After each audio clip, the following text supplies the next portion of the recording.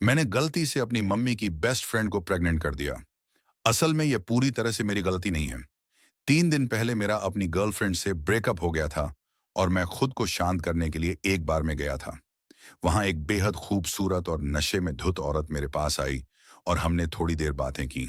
हमारी बातें इतनी मैच कर गईं कि मेरी हैरानी के बीच हम दोनों ने होटल में एक कमरा बुक कर लिया। अगले दिन जब मेरी आंख खुली तो मुझे पता चला कि वह जा चुकी थी और मुझे उसके बारे में कुछ भी नहीं पता था। फ्रेंच खिड़कियों के पतले पर्दों से सूरज की रोशनी सीधे कमरे में आ रही थी, जिससे मेरी आंखों में दर्द हो रहा था।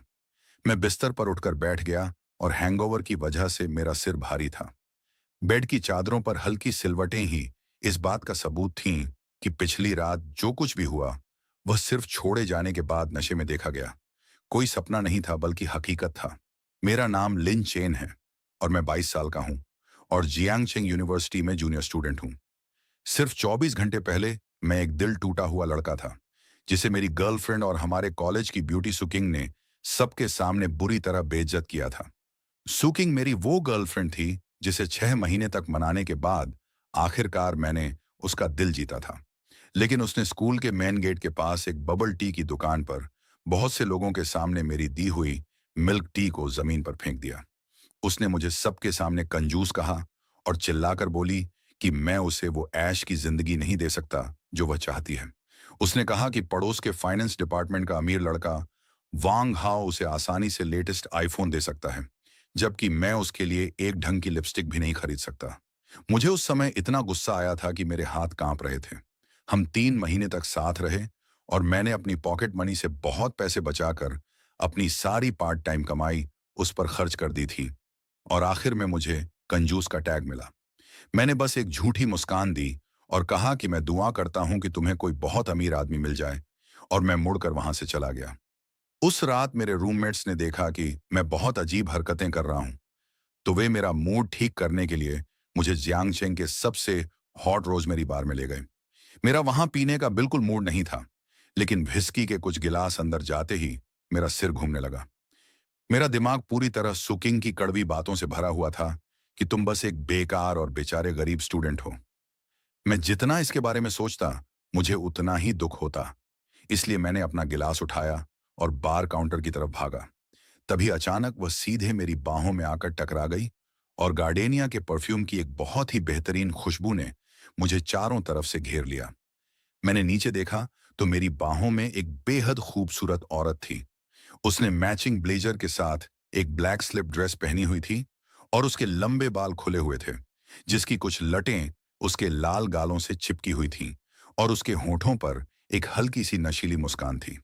उसका फिगर सच में बहुत कमाल का था, खासकर ब्लैक स्टॉकिंग्स में लिपटी उसकी वो लंबी और सीधी टांगें, जिन्हें देखकर मेरी आंखें फटी की फटी रह गईं। उसने बहुत ही प्यार से मुझसे कहा, सॉरी छोटे भाई, मैंने आज बहुत ज्यादा पी ली है। उसकी आवाज बहुत धीमी और थोड़ी भारी थी, जो सुकिंग की नाजुक और चीखने वाली आवाज से बिल्कुल अलग थी। उसकी आवाज सुनते ही मेरी रीढ़ की हड्डी में एक सिहरन दौड़ गई। मैंने जल्दी से उसे संभाला और मेरा नशा धीरे धीरे उतरने लगा। मेरे मुंह से अचानक निकला, अरे कोई बात नहीं मिस, अगर आप ठीक से खड़ी नहीं हो सकती तो बस मुझ पर झुक जाइए, मैं काफी मजबूत हूं। यह सुनकर वह हंस पड़ी और उसने मुझे खुद से दूर नहीं धकेला, बल्कि बार काउंटर से मेरा गिलास उठाने के लिए मेरा ही हाथ पकड़ लिया। उसने मेरी बची हुई व्हिस्की का एक घूंट लिया और मेरी तरफ अपनी एक भौं उठाकर बोली, क्यों छोटे भाई, दिल टूट गया है क्या, जो यहां अकेले बैठकर पी रहे हो? मैं उस समय पूरी तरह से हताश था, इसलिए मैंने बहककर उसे सुकिंग द्वारा सबके सामने छोड़े जाने के बारे में सब कुछ बता दिया। वह बहुत शांति से मेरी पूरी बात सुन रही थी और बीच में मुस्कुराते हुए बोली, उस लड़की की चॉइस बहुत खराब है। अगर मैं कुछ साल छोटी होती तो मैं तुम्हारे जैसे हैंडसम लड़के के पीछे पागलों की तरह भागती। उसकी इन बातों ने सीधे मेरे दिल पर असर किया। मेरे घायल गर्व को उसके कुछ शब्दों ने बहुत आसानी से शांत कर दिया था। मैं जितना उसे देख रहा था वह उतनी ही मैच्योर, सुंदर, शरीफ और मर्दों के दिल को समझने वाली लग रही थी। हमने एक के बाद एक कई गिलास खाली किए और दुनिया भर की बातें करते रहे। मुझे बस इतना पता चला कि उसका नाम लिली था। जितनी ज्यादा शराब मेरे अंदर जा रही थी, मुझे उतना ही चक्कर आ रहा था और मेरा शरीर गर्म होता जा रहा था। वह मुझसे पूरी तरह लिपट गई थी और उसकी गर्म सांसें मेरी गर्दन को छू रही थीं। जब मैं बार से लड़खड़ाते हुए बाहर निकला तो उसने मेरी आंखों में देखा और धीरे से कहा, छोटे भाई, क्या तुम मेरे साथ होटल आने की हिम्मत करोगे? उस पल मैं उसके लिए कुछ भी करने को तैयार था। मैंने तुरंत एक टैक्सी बुलाई और उसे पास के सबसे आलीशान होटल में ले गया। वह पूरे रास्ते कार में मेरे पास ही लेटी रही और उसका नाजुक हाथ पूरे समय मेरी बाह को पकड़े रहा। उसके बाद की मेरी यादें थोड़ी धुंधली हैं। मुझे बस होटल के कमरे की हल्की पीली रोशनी, उसकी स्किन से आने वाली गार्डेनिया की वो प्यारी खुशबू, उसकी मुलायम बॉडी और मेरे कान में छोटा भाई कहने वाली उसकी वो जादुई आवाज याद है। मैं उस रात पूरी तरह से उसके प्यार में पागल हो गया था और सू किंग का दिया हुआ वो धोखा मैं पूरी तरह भूल चुका था। मुझे बस इतना पता था कि इस समय मेरी बाहों में जो औरत है वह दुनिया में सबसे बेस्ट है। फिर अगली सुबह जब मैं उठा तो वह जा चुकी थी। मैंने बिस्तर पर उसे बहुत ढूंढा, लेकिन वहां पानी की एक बंद बोतल और बेड साइड टेबल पर रखे एक पतले काले हेयर बैंड के अलावा कुछ नहीं बचा था। ऐसा लग रहा था जैसे कल रात की वो हसीन औरत बस मेरा एक वहम थी। मैंने उस हेयर बैंड को अपनी नाक के पास ले जाकर सूंघा तो उसमें से अभी भी गार्डेनिया की हल्की सी खुशबू आ रही थी। मैं अपने दिल के एहसास को समझ नहीं पा रहा था कि यह कोई अजीब सी खुशी थी या थोड़ा सा मलाल। खैर, मैंने नहाया और अपने कपड़े बदलकर उस हेयर बैंड को चुपके से अपनी जेब में रख लिया और होटल से बाहर निकल आया। मैं अभी सड़क पर पहुंचा ही था कि मेरे हॉस्टल के ग्रुप लीडर का फोन आया और वो जोर से चिल्लाया, लिन चेन, तुम कहाँ गायब हो? मैंने तुम्हें कल रात से कितने फोन किए, पर तुमने एक का जवाब नहीं दिया। वो सू किंग और उसका अमीर बॉयफ्रेंड वांग हाओ हॉस्टल के नीचे बहुत सारे लड़कों को लेकर तुम्हारा इंतजार कर रहे हैं और कह रहे हैं कि वे तुम्हें सबके सामने दोबारा शर्मिंदा करेंगे। मैंने यह सुनकर एक मजाकिया मुस्कान दी, क्योंकि कल तक अगर यह बात होती तो मैं शायद गुस्सा होता और शर्मिंदा भी होता। लेकिन कल रात की उस हसीन घटना के बाद अब मुझे सूकिंग बिल्कुल फीकी और बेस्वाद लग रही थी। कल रात की उस सिस्टर लिली के सामने सूकिंग तो उसके जूते उठाने के भी लायक नहीं थी।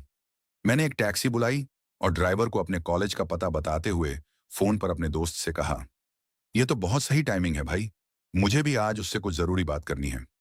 20 मिनट बाद टैक्सी कॉलेज के हॉस्टल के सामने रुकी। दूर से ही मैंने देखा कि सू किंग उस अमीर लड़के वांग हाओ के साथ हाथ में हाथ डाले फूलों की क्यारी के पास खड़ी थी। बहुत सारे स्टूडेंट्स वहां तमाशा देखने के लिए जमा थे और मेरी तरफ इशारा करके फुसफुसा रहे थे। जैसे ही सू किंग ने मुझे कार से उतरते देखा, वह थोड़ी चौंक गई। उसने वांग हाओ का हाथ छोड़ा और अपनी हाई हील्स की खटखट आवाज के साथ मेरे पास आई और उसके होंठों पर एक मजाकिया मुस्कान थी। वह बोली, लिन चेन, तुम्हें आखिरकार वापस आने का रास्ता मिल ही गया। मुझे तो लगा था कि जब मैंने तुम्हें छोड़ा तो तुम कहीं कोने में बैठकर रो रहे होंगे। वांग हाओ भी स्टाइल से पास आया और उसने सू किंग की कमर में अपना हाथ डाला और मुझे घूरते हुए बोला, छोटे बच्चे, मैं तुम्हें एक बात साफ बता दूं कि सू किंग मेरे साथ होने के लिए बहुत लकी है। तुम्हारा महीने का खर्च इतना कम है कि तुम उसके लिए एक लिपस्टिक भी नहीं खरीद सकते, इसलिए अपनी औकात में रहो और मेंढक बनकर हंस का मांस खाने की कोशिश मत करो। यह सुनकर आसपास के लोग जोर से हंसे और मेरी तरफ इशारा करने लगे। पहले का लिन चेन होता तो शायद उनसे लड़ने लगता, लेकिन मैंने बस अपना कान खुजलाया और सुकिंग की तरफ देखकर मुस्कुराते हुए कहा, सुकिंग, क्या तुम्हें सच में लगता है कि तुम सिर्फ इस अमीर लड़के की गाड़ी में बैठकर कोई महारानी बन गई हो? सुकिंग का चेहरा तुरंत उतर गया और वह गुस्से में बोली, लिन चेन, तुम्हारा क्या मतलब है? मैंने कहा, कुछ नहीं। मेरी नजर उस महंगी ड्रेस पर गई जो वांग हाओ ने उसके लिए खरीदी थी। मैंने मजाक उड़ाते हुए कहा, मुझे तो बस यह देखकर तरस आ रहा है कि तुम एक अच्छे इंसान के साथ रहने के बजाय सिर्फ इस अमीर लड़के की एक कठपुतली बनना पसंद कर रही हो। तुम्हें लगता है कि यह आज तुम्हारे लिए महंगे बैग और कपड़े खरीद रहा है तो यह तुमसे सच्चा प्यार करता है। कल को कोई नई लड़की मिलते ही यह तुम्हें लात मारकर बाहर कर देगा। वांग हाओ ये सुनते ही बुरी तरह गुस्सा हो गया और अपनी मुट्ठी भींचकर मेरी तरफ झपटा और बोला, साले, तुम्हारी हिम्मत कैसे हुई? तुम आज पिटने के लिए ही यहां आए हो। मैं बिना डरे अपनी जगह पर खड़ा रहा और ऊपर लगे स्कूल के सर्विलांस कैमरे की तरफ इशारा करते हुए मुस्कुराकर कहा, आओ मारो मुझे यहां। कॉलेज का यह कैमरा सब कुछ साफ साफ रिकॉर्ड कर रहा है। अगर तुमने मुझे एक उंगली भी छुई तो मैं तुरंत यहीं जमीन पर लेट जाऊंगा और तुम पर पूरे 1 लाख युआन का केस ठोक दूंगा। वैसे भी मेरे पास खोने के लिए कुछ नहीं है, इसलिए मुझे किसी का डर नहीं है। तुम्हारा परिवार बहुत अमीर है ना, तो चलो देखते हैं कि यह कॉलेज इस अमीर लड़के को बचाता है या मुझ जैसे एक आम स्टूडेंट को। यह सुनते ही वांग हाओ की मुट्ठी हवा में ही रुक गई। उसका चेहरा गुस्से से एकदम लाल हो गया और वह शर्म के मारे आगे पीछे नहीं हिल पा रहा था। आसपास खड़े स्टूडेंट्स की हंसी का रुख अब बदल चुका था और सब लोग वांग हाओ की तरफ इशारा करके फुसफुसाने लगे। उसे अपनी लाइफ में ऐसी बेइज्जती पहले कभी नहीं झेलनी पड़ी थी। उसने दांत पीसकर मुझे कोसा, लेकिन आगे कुछ करने की हिम्मत नहीं कर पाया। मैंने फिर सुकिंग की तरफ देखा, जिसका चेहरा गुस्से से कांप रहा था। मैं हंसा और कहा, और हाँ सुकिंग, ये मत सोचना कि मुझे तुम्हारे छोड़ने से कोई दुख हो रहा है। सच कहूं तो कल रात मैं जिस लड़की से मिला था, वह तुमसे 100 गुना ज्यादा सुंदर, 100 गुना ज्यादा कोमल थी और उसका फिगर तुमसे मीलों आगे था। उसकी तुलना में तुम बस एक बेस्वाद पत्ता गोभी जैसी हो। मुझे तो तुम्हें थैंक यू कहना चाहिए कि तुमने मुझे छोड़ दिया, वरना मैं इतनी बेहतरीन और अमीर औरत से कभी नहीं मिल पाता। यह सुनकर सू किंग का चेहरा एकदम हरा पड़ गया और वह चिल्लाई, लिन, चेन, तुम बेहद बेशर्म और कमीने इंसान हो। मैंने हंसते हुए कहा, अगर मैं बेशर्म भी हूं, तो भी तुम जैसी लालची लड़की से 1000 गुना बेहतर हूं। मैंने अपना हाथ हिलाया और उस पर और ज्यादा शब्द बर्बाद किए बिना हॉस्टल बिल्डिंग की तरफ मुड़ गया और पीछे उन दोनों को गुस्से में तड़पता हुआ छोड़ दिया। हॉस्टल के कमरे में वापस आते ही मेरे तीनों दोस्तों ने मुझे चारों तरफ से घेर लिया और मेरी तारीफों के पुल बांधने लगे कि भाई तुमने तो आज उस बदतमीज जोड़े का मुंह हमेशा के लिए बंद कर दिया। मेरे सबसे बड़े दोस्त ने मेरे कंधे पर हाथ रखा और पूछा, वैसे लिन चेन, तुम सच में कल रात किसी सुंदर लड़की से मिले थे या सिर्फ उन दोनों के सामने शेखी बघार रहे थे? मैंने मुस्कुराकर अपनी जेब से वो काला हेयर बैंड निकाला और टेबल पर रख दिया और अपनी एक भौं उठाकर कहा, मैं तुम लोगों से झूठ क्यों बोलूंगा भाई, मैं कभी बड़ी बड़ी बातें नहीं करता। तीनों दोस्त तुरंत उस हेयर बैंड पर टूट पड़े और उनकी आंखें फटी की फटी रह गईं। वे मुझसे लगातार पूछने लगे कि भाई आखिर हुआ क्या था, वह औरत कैसी दिखती थी, उसकी उम्र क्या थी और वह क्या काम करती थी। मैं उनके सवालों से घबरा गया और मैंने बस इतना ही कहा कि मैं उससे सिर्फ एक बार में मिला था। ऐसा नहीं था कि मैं उन्हें बताना नहीं चाहता था, बल्कि सच तो यह था कि मैं खुद उसके बारे में कुछ नहीं जानता था। अगले कुछ दिनों तक मैं अपनी जेब में रखे उस हेयर बैंड को छूता और उस रात की सिस्टर लिली के बारे में सोचता रहता।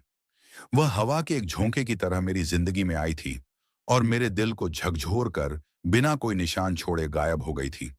जैसे ही मैं इस पूरे मामले को अपने दिल में दबाकर भूलने की कोशिश कर रहा था, तभी अचानक मेरी मम्मी का फोन आ गया। मेरी मम्मी का नाम झांग लैन है, जो कि एक बहुत ही सीधी और एनर्जेटिक महिला है। वह शहर में एक छोटा सा सुपरमार्केट चलाती हैं और हालांकि हम लोग अमीर नहीं हैं, लेकिन मैं हमेशा उनकी हर बात सुनता हूँ। फोन उठाते ही वहां से मम्मी की तेज आवाज आई, चेन चेन, क्या तुम इस वीकेंड घर आ रहे हो? तुम्हारी वो लिमन आंटी वापस लौट आई हैं। इस वीकेंड घर पर डिनर के लिए जरूर आना, मैं तुम्हारा पसंदीदा ब्रेस्ट पोर्क बनाऊंगी। मैं थोड़ा हैरान हुआ और पूछा, आंटी लिमन? कौन सी आंटी लिमन मैम? असल में मेरी मम्मी की बहुत सारी सहेलियां हैं और मैं बचपन से कम 100 आंटियों से मिल चुका हूं। मम्मी ने चिढ़कर फोन पर कहा, अरे ओ छोटे बदमाश, क्या तुम सब कुछ भूल गए हो? क्याओ लिमन मेरी सबसे बचपन की पक्की दोस्त है, जिसने तुम्हें बचपन में अपनी गोद में खिलाया था और तुम्हारे लिए दूध का पाउडर खरीदा था। इस वीकेंड चुपचाप घर आ जाओ, क्योंकि तुम्हारी लिमन आंटी ने कहा है कि वह तुम्हें किसी बहुत अच्छी लड़की से मिलवाना चाहती है। उन्होंने सुना है कि तुम्हारा ब्रेकअप हो गया है, इसलिए वह तुम्हारे लिए कोई लड़की ढूंढ रही है। मम्मी की मुंह से शादी और लड़की से मिलवाने की बात सुनकर मेरा सिर घूम गया। मैंने तुरंत हंसकर कहा, ठीक है मम्मी, मुझे पता है, मैं इस वीकेंड पक्का घर वापस आऊंगा। फोन रखने के बाद मैंने इस बारे में ज्यादा नहीं सोचा। मुझे लगा मम्मी की बचपन की सहेली ही तो खाने पर आ रही है।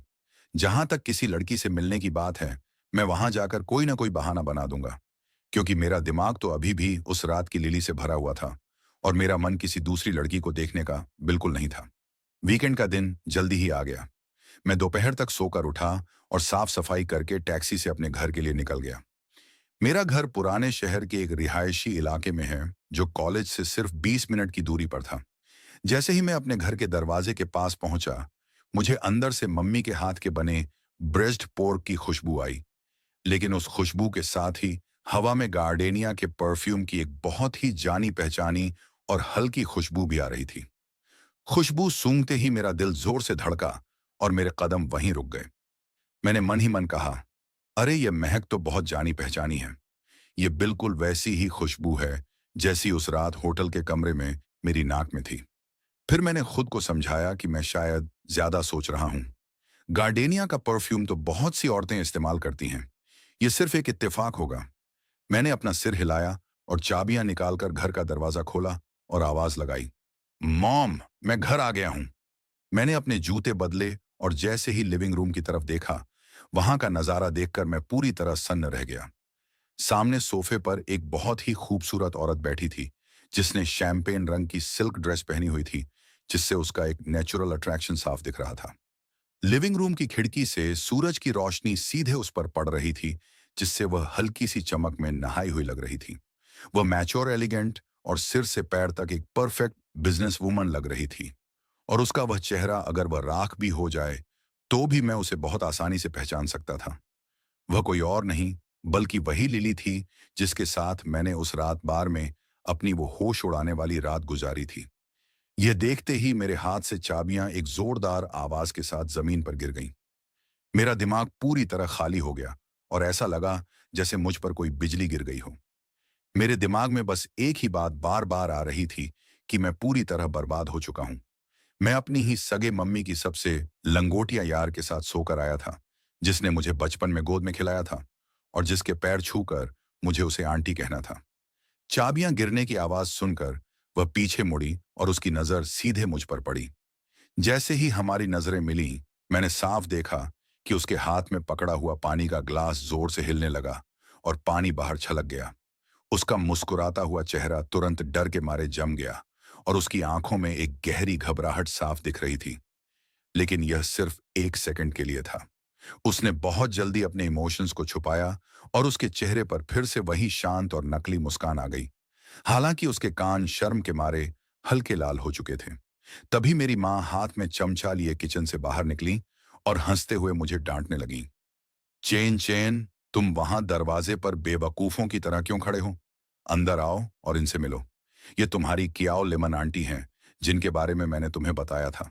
चलो इन्हें जल्दी से पैर छूकर हेलो बोलो। मैं वहीं दरवाजे पर खड़ा रहा और मेरे पैर जैसे शीशे के भारी वजन से जम चुके थे और मैं हिल भी नहीं पा रहा था। मेरा मुंह बहुत देर तक खुलता और बंद होता रहा और मेरी जबान में गांठ लग चुकी थी। आखिरकार मैंने बहुत मुश्किल से अपने दांत पीसते हुए मुंह से शब्द निकाले, हेलो आंटी, क्या आओ। मैं मन ही मन चिल्ला रहा था कि आंटी, कुछ रात पहले ही तो तुम मुझे अपनी बाहों में जकड़कर इतने प्यार से छोटा भाई कह रही थी, और आज यहां मेरी मम्मी के सामने तुम मेरी आंटी बन गई हो। क्या आओ। लिमन ने मेरी तरफ देखा और उसके होंठों पर एक बहुत ही बनावटी मुस्कान फड़क रही थी। वह अपनी आवाज को संभालते हुए बोली, अरे चेन चेन तो बहुत बड़ा हो गया है। पिछली बार जब मैंने इसे देखा था तब तो यह इतना सा छोटा बच्चा था। मैंने मन ही मन कहा कि आंटी, अब मैं कद में तुमसे बहुत लंबा हो चुका हूं। मेरी मम्मी ने अपने हाथ पोंछे और मुझे थपथपाते हुए बोली, चलो बदमाश, यहां आकर बैठो और अपनी आंटी से बातें करो। तब तक मेरा खाना बस तैयार होने ही वाला है। मैं जबरदस्ती कदम बढ़ाता हुआ सोफे के पास गया और क्याओ लिमन के ठीक सामने वाले सिंगल सोफे पर बैठ गया। मेरी आंखें पूरे समय उसी के चेहरे पर टिकी हुई थीं। उसने अपने पैर क्रॉस करके रखे थे और उसकी पिंडलियां, जो उसकी ड्रेस के बाहर दिख रही थीं, वे इतनी पतली और गोरी थीं कि मुझे तुरंत उस रात का एहसास याद आ गया जब मैंने उन्हें छुआ था। उसकी उंगलियां बहुत पतली और सुंदर थीं, जिससे उसने पानी का कांच का गिलास पकड़ा हुआ था। उसके नाखून करीने से कटे हुए थे और उन पर हल्के न्यूड पिंक रंग की नेल पॉलिश लगी थी। ये देखते ही मेरे रोंगटे खड़े हो गए, क्योंकि ये हूबहू वही हाथ थे जो उस रात मेरी पीठ से टकराए थे, जिससे मेरी पीठ पर हल्की खरोंचें पड़ गई थीं। मैं जितना इस बारे में सोच रहा था, उतना ही अंदर से बेचैन और डरा हुआ महसूस कर रहा था। डर के मारे मेरी पीठ पर ठंडा पसीना आ गया था। तभी अचानक मेरी माँ मेरे पास आई और सोफे पर बैठी लिमन आंटी को चिढ़ाते हुए बोली, लिमन, तुम्हें तो पता ही नहीं है कि इस लड़के का कुछ समय पहले स्कूल में उसकी गर्लफ्रेंड ने दिल तोड़ दिया था। तब से यह हर समय उदास रहता है और मुझे इसकी बहुत चिंता होती है। तुम तो बिजनेस के सिलसिले में बहुत से लोगों को जानती हो। क्या तुम्हारी नजर में कोई अच्छी और भरोसेमंद लड़की है? हमारी चेन चैन के लिए कोई अच्छी लड़की ढूंढो ना। ये सुनते ही क्या लिमन ने तुरंत पानी का एक घूंट लिया और मेरी तरफ देखा। उसकी आंखों में इस समय थोड़ा मजाक और थोड़ी शर्मिंदगी साफ दिख रही थी। उसने एक हल्की सी नशीली मुस्कान के साथ मेरी माँ से कहा, ठीक है सिस्टर लैन, हमारे चेन चेन को कैसी लड़की पसंद है, जरा आंटी को भी तो पता चले। आंटी खुद इसका पूरा ध्यान रखेंगी। उसकी यह बात सुनकर मैंने जो पानी पिया था वह लगभग मेरे मुंह से बाहर थूकने ही वाला था। मैंने अपना गला साफ किया और अपने दिल की उथल पुथल को दबाते हुए सीधे उसकी आंखों में देखा। अचानक मेरा वही पुराना शरारती स्वभाव जाग गया। मैंने धीरे से उसकी तरफ झुककर कहा, मुझे किसी और लड़की की कोई जरूरत नहीं है आंटी। मुझे तो बस आप जैसी ही कोई समझदार, सुंदर, शरीफ और दिलदार लड़की चाहिए, जो मर्दों के दिल की बात अच्छे से समझती हो। यह सुनते ही पूरे लिविंग रूम की हवा जैसे एक सेकंड में जम गई। क्याओ लिमन का गोरा चेहरा उसके गालों से लेकर कानों तक एकदम टमाटर की तरह लाल हो गया और उसके हाथ से पानी का कप लगभग छूटकर गिरने ही वाला था।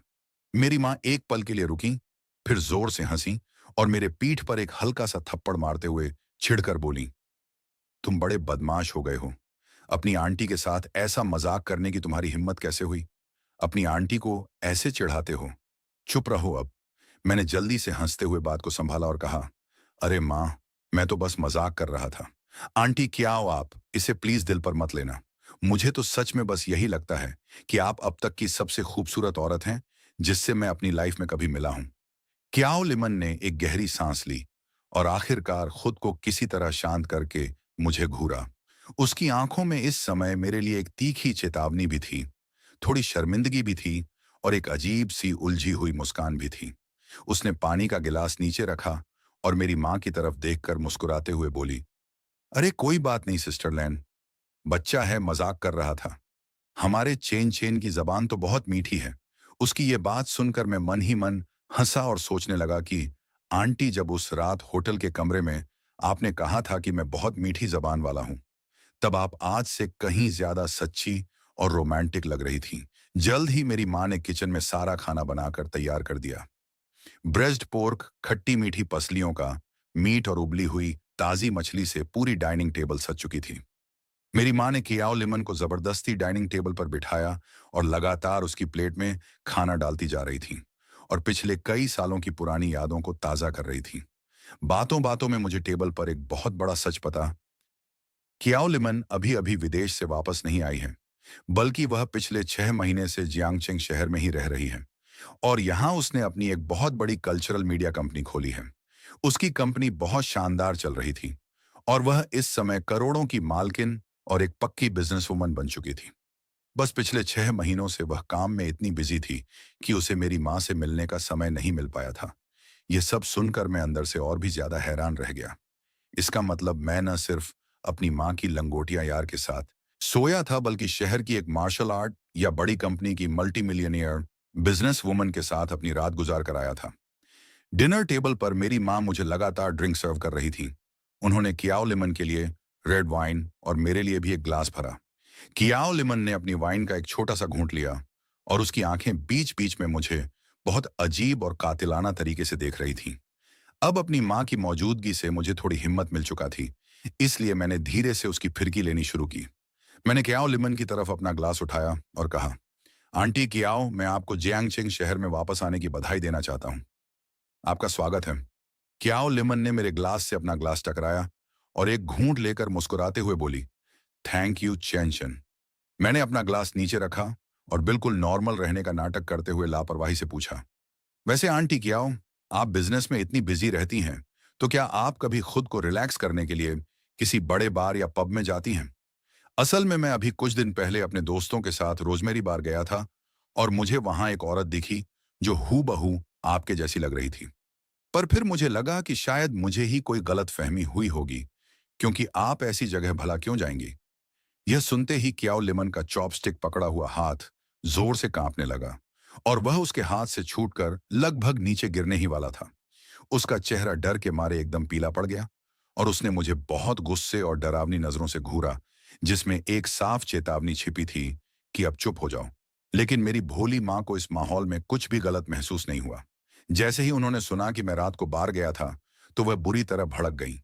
उन्होंने अपनी चॉपस्टिक टेबल पर पटकी और मुझ पर चिल्लाते हुए बोली, तुम आधी रात को फिर से उस गंदी जगह पर गए थे। मैंने तुम्हें कितनी बार मना किया है कि बार हर तरह के बुरे लोगों की जगह होती है और तुम्हारे जैसे कॉलेज के सीधे स्टूडेंट्स के लिए वो जगह बिल्कुल नहीं है। क्या उस लड़की के छोड़ने के बाद तुम पूरी तरह बिगड़ गए हो? मैंने अपनी माँ का गुस्सा देखकर जल्दी से हाथ जोड़े और मुस्कुराते हुए माफी मांगी। अरे माँ, मुझे माफ कर दो। मैं तो बस एक बार अपने दोस्तों के जिद करने पर चला गया था और मैं वादा करता हूं कि मैं दोबारा वहां कभी कदम नहीं रखूंगा। और वैसे भी मैंने बार में जिस औरत को देखा था, वह बस दूर से आंटी की आओ जैसी लग रही थी, पर वह आंटी की आओ बिल्कुल नहीं थी। ये सुनते ही की आओ, लिमन ने तुरंत एक राहत की गहरी सांस ली और बात को संभालते हुए मेरी माँ से बोली, अरे सिस्टर लैन, कोई बात नहीं। बच्चा अब बड़ा हो चुका है और कॉलेज में दोस्तों के साथ थोड़ा घूमना फिरना नॉर्मल बात है। वैसे भी मैं बार में बहुत कम जाती हूँ। बस कभी कभी बड़े क्लाइंट्स के साथ बिजनेस मीटिंग्स के लिए जाना पड़ता है। चेन चेन को पक्का कोई गलतफहमी हुई होगी। यह कहने के बाद उसने टेबल के नीचे से मुझे फिर से एक ऐसा लुक दिया जैसे वह मुझे कच्चा चबा जाना चाहती हो। मैं चुपके से हंसा और खाना खाने के लिए अपना सिर नीचे झुका लिया, लेकिन अनायास ही मेरे होंठों पर एक शरारती मुस्कान आ गई। यह डिनर मेरे लिए जितना डरावना था, उतना ही ज्यादा थ्रिलिंग और एक्साइटिंग भी था। मैं लगातार अपनी बातों से उसे परेशान कर रहा था और कियाओ लिमन के उस घबराए हुए चेहरे को देखकर मजे ले रहा था। कियाओ लिमन ने पूरे समय मेरी माँ के सामने बिल्कुल नॉर्मल और शांत रहने का नाटक किया, लेकिन अपनी आंखों से वह मुझे लगातार चुप रहने का इशारा कर रही थी। इस घबराहट में उसने पूरी टेबल पर मुश्किल से 2 निवाले खाए, लेकिन उसने रेड वाइन काफी ज्यादा पी ली थी, जिससे उसके गोरे गाल लगातार लाल होते जा रहे थे। और उसे देखकर अब मेरे दिल में थोड़ी कोमलता जागने लगी थी। आखिरकार जब डिनर खत्म हुआ, तो मेरी माँ किचन में बर्तन साफ करने चली गई। तभी कियाओ लिमन सोफे से उठी और अपने घर जाने के लिए तैयार होने लगी। मेरी माँ ने किचन से बाहर आकर उसे तुरंत रोका और कहा, लिमन, तुमने काफी वाइन पी रखी है, इसलिए तुम इस हालत में गाड़ी बिल्कुल नहीं चला सकती। हमारे चेन चेन को अभी अभी नया ड्राइविंग लाइसेंस मिला है और वह गाड़ी बहुत अच्छी चलाता है। उसे तुम्हें तुम्हारी कार से घर छोड़ने जाने दो। चेन चेन अपनी आंटी को सुरक्षित उनके घर छोड़कर ही वापस आना ठीक है। मेरी माँ की यह बात सुनते ही मेरा दिल खुशी से बल्लियों उछल पड़ा। मैंने अपनी एक्साइटमेंट को छुपाते हुए जल्दी से सिर हिलाया और कहा, ठीक है माँ, मैं वादा करता हूं कि मैं आंटी को बिल्कुल सुरक्षित घर पहुंचा दूंगा। क्याओ लिमन ने जैसे ही यह सुना, वह तुरंत मना करने के लिए अपना मुंह खोलने ही वाली थी, लेकिन मेरी माँ ने उसे 1 सेकंड का मौका नहीं दिया। उन्होंने क्याओ लिमन को सीधे बाहर दरवाजे की ओर धकेला और बोली, बस तो फिर, अब बात तय हो गई। तुम इस हालत में अकेले रात को जाओगी तो मुझे तुम्हारी बहुत चिंता होगी। चेन चैन को साथ ले जाओ। वैसे भी इस बहाने इसे तुमसे बिजनेस के कुछ तौर तरीके सीखने का मौका मिलेगा। देखो, तुम इतनी छोटी उम्र में पहले से ही इतनी बड़ी कंपनी की बॉस बन चुकी हो। हमारे चेन चेन का भी थोड़ा दायरा बढ़ेगा। अब की आओ लिमन के पास। मेरी माँ की बात मानने के अलावा और कोई रास्ता नहीं बचा था। मैंने उसकी सफेद पोर्श कार की चाबियां हाथ में ली और क्याओ लिमन के पीछे पीछे नीचे अंडरग्राउंड पार्किंग गैराज की तरफ चल दिया। हम दोनों ने सीढ़ियों से लेकर नीचे गैराज तक पूरे रास्ते एक शब्द भी नहीं बोला। वहां का माहौल इतना शांत था कि उस सुनसान और खाली गैराज में सिर्फ हमारे जूतों के चलने की आवाजें गूंज रही थीं। जब हम उसकी आलीशान सफेद पोर्श पैनामेरा कार के पास पहुंचे, तो क्याओ लिमन रुकी और कार का लॉक खुल गया। वह अचानक मेरी तरफ देखने के लिए पीछे मुड़ी। उसके चेहरे से वह नकली और प्यारी मुस्कान अब पूरी तरह गायब हो चुकी थी और उसकी जगह गहरी शर्म और गुस्से के भाव आ चुके थे। उसने अपने दांत भींचते हुए बहुत ही धीमी लेकिन कड़क आवाज में मुझसे पूछा, लिंग चेन, तुम अभी ऊपर डिनर टेबल पर मेरी माँ के सामने ये सब क्या नौटंकी कर रहे थे? तुम्हारी हिम्मत कैसे हुई? मैं कार के दरवाजे से टिककर खड़ा हो गया और उसके उस गुस्से से फूले हुए चेहरे को देखने लगा, जो मुझे इस समय बहुत ज्यादा क्यूट और प्यारा लग रहा था। मैं शरारत से मुस्कुराया और धीरे से कहा, अरे कुछ नहीं आंटी, क्या आओ, मैं तो बस अपनी आंटी को प्यार से हेलो कहना चाहता था। वैसे यह तो बताइए कि उस रात होटल के कमरे से अचानक गायब होने के बाद क्या आप घर जाकर ठीक से सोई थी? यह सुनते ही क्या आओ लिमन तुरंत चिढ़ गई और गुस्से में चिल्लाई, चुप रहो, दोबारा उस रात का नाम मत लेना। वह मेरा मुंह बंद करने के लिए तेजी से आगे बढ़ी। लेकिन मैंने फुर्ती से उसका हाथ हवा में ही पकड़ लिया और उसकी कलाई को अपनी उंगलियों में जकड़ लिया। उसका हाथ इतना ज्यादा नरम और चिकना था कि मुझे तुरंत उस रात की याद आ गई। उसकी कलाई पकड़कर मैं उसकी तेज चलती हुई नब्ज को साफ महसूस कर पा रहा था। मेरा दिल भी अब जोर जोर से धड़कने लगा था और मैं खुद को रोक नहीं पाया और एक कदम आगे बढ़ाकर बिल्कुल उसके करीब जाकर सट गया। उस अंडरग्राउंड पार्किंग गैराज में बहुत धुंधली रोशनी थी और सिर्फ कोने की एक इमरजेंसी लाइट की पीली किरणें सीधे उसके खूबसूरत चेहरे पर पड़ रही थीं। उसकी लंबी पलकें डर और एक्साइटमेंट से थोड़ी कांप रही थीं। उसके गाल पूरी तरह लाल हो चुके थे और उसकी सांसें बहुत तेज चल रही थीं। मैंने नीचे झुककर उसकी आंखों में देखा और कहा, आंटी क्या हो? आप अब मुझसे इस कदर क्यों छिप रही हैं? आप उस रात बार में तो ऐसी बिल्कुल नहीं थी। तब तो आप मुझे अपनी बाहों में कसकर पकड़े हुए थी और बार बार मुझे छोटा भाई कहकर इतने प्यार से बुला रही थी। अब जब आप मुझे असल जिंदगी में अपने सामने देख रही हैं, तो ऐसा चेहरा क्यों बना रही हैं सामने, जैसे आपने कोई भूत देख लिया हो? क्याओ लिमन का चेहरा शर्म से और भी ज्यादा लाल हो गया। उसने झटका मारकर अपना हाथ छुड़ाने की पूरी कोशिश की, लेकिन मेरी मजबूत पकड़ के आगे वह कुछ नहीं कर पाई। उसकी आंखें गुस्से और बेबसी से थोड़ी गीली हो गईं और उसने दांत पीसते हुए कहा, लिंगचेन मुझे छोड़ो, अपनी हद पार करने की कोशिश मत करो। वह रात बस एक एक्सीडेंट थी। हम दोनों बार में बहुत ज्यादा नशे में थे और नशे में बहक गए थे। चलो समझदारी इसी में है कि हम ऐसा दिखावा करें जैसे उस रात हमारे बीच कुछ हुआ ही नहीं था, ठीक है? तुम सब भूल जाओ और मैं भी भूल जाती हूँ। मैंने बिना किसी हिचकिचाहट के सीधे साफ शब्दों में मना कर दिया और कहा, बिल्कुल नहीं, मैं उस रात को कभी नहीं भूल सकता। मैंने उसकी आंखों में गहराई से देखते हुए बिल्कुल सीरियस होकर कहा, आंटी क्या हो आपके लिए, वह रात भले ही एक एक्सीडेंट रही हो, लेकिन मेरे लिए वह कोई एक्सीडेंट नहीं था। मुझे इस बात से कोई फर्क नहीं पड़ता कि आप मेरी माँ की लंगोटियां यार हैं या कोई ऐसी आंटी हैं जिन्हें मुझे जबरदस्ती आंटी कहना पड़ता है। मैं दिल से मानता हूं कि उस रात हमारे बीच जो कुछ भी हुआ वह बिल्कुल सच था। मेरी यह बात सुनते ही क्याओ लिमन का पूरा शरीर एकदम से सुन्न पड़ गया और वह अपनी जगह पर जम गई। उसकी आंखों में एक गहरी हैरानी साफ दिख रही थी, क्योंकि उसे उम्मीद नहीं थी कि कॉलेज का एक छोटा सा लड़का उसके सामने इतनी बड़ी और गंभीर बात कह देगा। मैंने धीरे से उसकी कलाई को छोड़ा और कार के ड्राइवर साइड का दरवाजा खोलकर स्टाइल से अपनी एक आईब्रो उठाई और कहा, चलिए अब अंदर बैठिए आंटी। क्या हो? मेरी माँ ने मुझे आपको बिल्कुल सुरक्षित घर पहुंचाने की जिम्मेदारी दी है और मैं अपनी माँ को बिल्कुल परेशान नहीं देख सकता। वैसे भी हमारे पास रास्ते में बात करने के लिए पूरा समय है। क्याओ लिमन बहुत देर तक खड़ी होकर बस मेरा चेहरा देखती रही। आखिरकार जब उसे समझ आया कि वह मुझसे नहीं जीत सकती, तो उसने गुस्से में अपने दांत पीसे और चुपचाप पैसेंजर सीट पर जाकर बैठ गई। मैंने कार स्टार्ट की और अंडरग्राउंड पार्किंग गैराज की चढ़ाई से गाड़ी बाहर निकालते हुए सीधे नदी के किनारे वाले हाईवे की तरफ बढ़ा दी। मुझे अच्छे से पता था कि जियांगचेंग शहर के जितने भी सबसे आलीशान और महंगे रिवर व्यू अपार्टमेंट्स हैं, वे सब इसी नदी के किनारे हैं और क्याओ लिमन जैसी करोड़ों की मालकिन बिजनेस वुमन पक्का वहीं किसी वीआईपी सोसाइटी में रहती होगी। कार के अंदर का माहौल एकदम शांत था और सिर्फ एसी की हल्की सी सरसराहट गूंज रही थी। क्याओ लिमन पैसेंजर सीट पर पीछे की तरफ टिकी हुई थी और चुपचाप कार की खिड़की से बाहर रात के शहर को देख रही थी। उसका चेहरा अब थोड़ा शांत और नरम लग रहा था, लेकिन मैं साइड शीशे से साफ देख सकता था कि उसके दिमाग में इस समय भावनाओं का एक बहुत बड़ा तूफान चल रहा था। थोड़ी देर तक गाड़ी चलाने के बाद आखिरकार उसने खुद चुप्पी तोड़ी और बहुत ही धीमी और नाजुक आवाज में मुझसे बोली, लिंग चैन, मैं तुमसे बस एक ही उम्मीद करती हूँ कि उस रात हमारे बीच होटल में जो कुछ भी हुआ, उसके बारे में तुम अपनी जिंदगी में कभी किसी को नहीं बताओगे। खासकर तुम्हारी माँ को तो इस बात की भनक भी नहीं लगनी चाहिए।